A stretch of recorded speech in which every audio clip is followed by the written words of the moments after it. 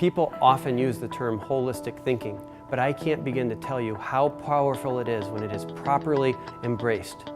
You see, in this world that we have today, people are walking around atomistically thinking all the time. What does that mean? It means I want to buy a car, so I get a car loan. I want to buy a boat, so I get a boat loan. I'm investing in a restaurant, so I get a restaurant loan. And that is atomistic thinking. It's not holistic thinking, the way that companies think. What companies do is they look at their total balance sheet, what are their whole assets, and then they figure out the most effective way to borrow against those assets with the best rates and most flexible terms available to them. Think about it. If you work for a large Fortune 500 company that has 50,000 employees, they don't say, well, I need 50,000 desks, therefore I'm going to go out and issue a desk bond. Do you have a lot of desk bonds in your inventory? Have you bought a lot of chair bonds for your clients? No, what GE or Caterpillar do is they look at their whole balance sheet and they issue debt against the company at the best rates and most flexible terms. And as we dive deeper into this, there's another important phenomena for us to realize. And that is that when corporations issue debt, 100% of that debt is issued on an interest-only basis. What does that mean? If I buy a bond from GE or Caterpillar, I receive an interest payment every 6 months. The only time that you receive a principal payment comes at call date or maturity. Why is it that 100% of corporate debt in America is issued on an interest-only basis, yet you may have clients or prospects that are amortizing their debt? I can't tell you why individuals amortize, but I can tell you why companies do not. Amortization stinks because it reduces your flexibility, and that flexibility is valuable.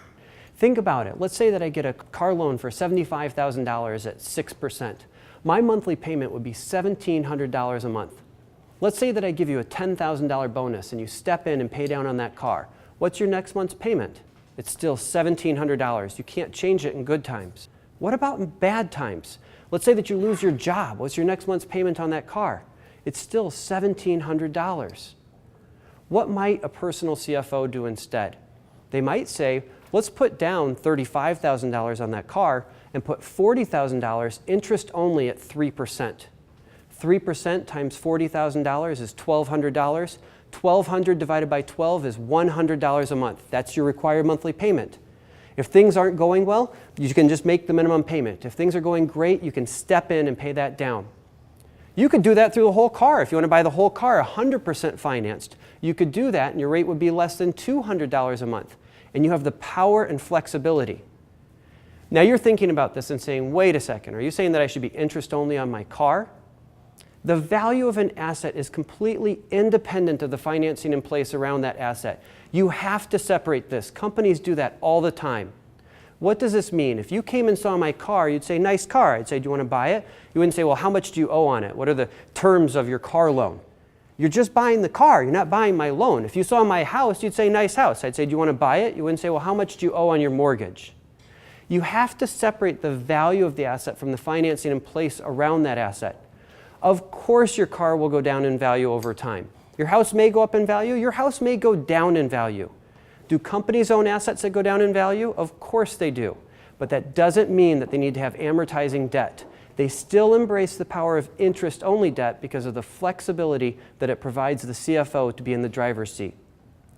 All that an amortization schedule is a contract between you and a bank that says no matter what happens in your life, in good times or bad times, you'll keep making the same payment. You should be the one in the driver's seat. You should set the terms, and you should be the empowered advisor and the empowered client.